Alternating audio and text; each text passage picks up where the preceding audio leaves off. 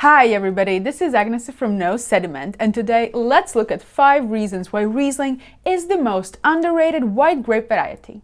This is my ode to Riesling.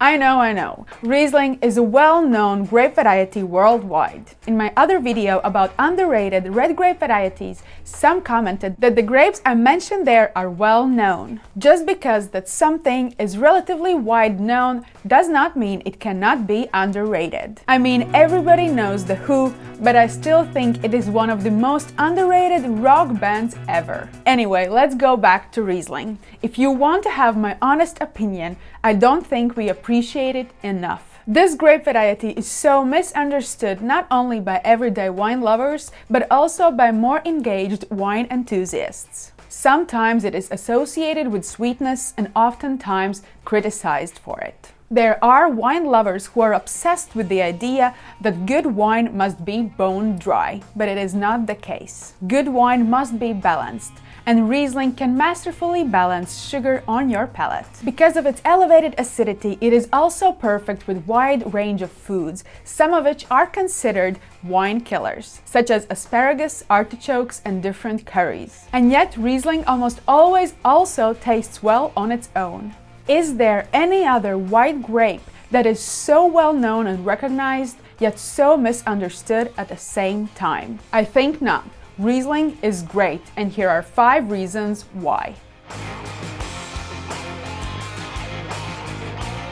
Inexpensive, good quality Riesling can age easily for 5 years.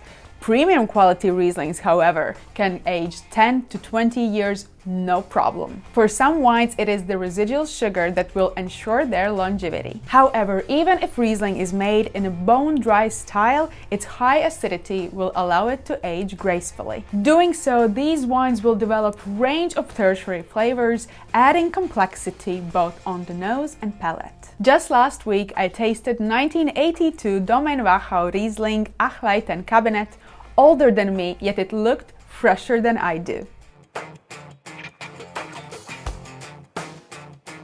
I will be completely honest here. I think that good quality entry-level Riesling will start at a higher price point than the same quality entry-level Chardonnay. So at first glance, Riesling might seem an inexpensive grape. And it doesn't help that it is mostly grown in the areas where it is difficult or sometimes even impossible to achieve mass production, such as steep slopes of top regions of Germany and Austria, Alto Adige in Italy, Finger Lakes in USA, and Niagara Peninsula in Canada. But when we get to the real deal, the ethereal Rieslings of Mosel, Wachau Rieslings packed with energy and tension, ripeness and concentration of Alsace wines, and precision of Finger Lakes Riesling examples, they rarely come with 3-digit price tags.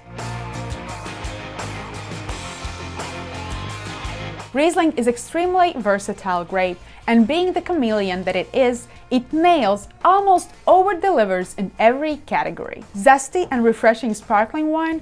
Yes, absolutely. It shines both in bottle-fermented examples and in lighter, more fruitier styles made by Charmat method. Bone-dry white wines? Of course.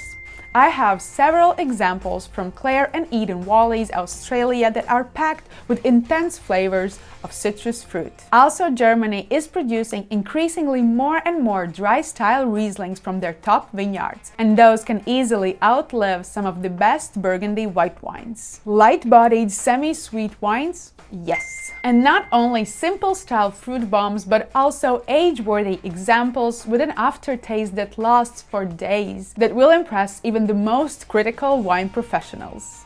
Luscious dessert wines made from botrytized grapes? Also, yes. Highly perfumed and incredibly sweet, yet somehow able to leave refreshing palate, almost never cloaking. That is the versatility of Riesling. Of course, the increase of alcohol percentage is seen across most wines, and Riesling is no exception. I have tasted Riesling showing more than 14% of alcohol, but that is an exception rather than norm. I mean, it is completely easy to find dry wines starting from 11 and semi-sweet wines even starting at 9% of alcohol. To find higher percentages, one might need to look in Alsace and Pfalz, but even then, it is never the norm. Finally, Riesling, probably more than any other grape I know, is capable of expressing its terroir. For some, it might not be something worth mentioning. However, I am a strong believer that the grape's ability to show its origin, fruit ripeness, quality, and even winemaking techniques is a remarkable ability. I mean, when you buy Riesling from Moselle, you want it to have that ethereal, lifted character. When you buy the House Smaragd, you expect ripeness and concentration of fruit and amazing tension. You know it can only be achieved there in this unique terroir, and it is an impressive skill for a grape variety. Do you agree that Riesling is the most underrated white grape, or perhaps you have another grape in mind? Let me know in the comments. I mentioned the Wachau region in Austria several times in this video. And here is my other video on why this region is the wine world's best kept secret.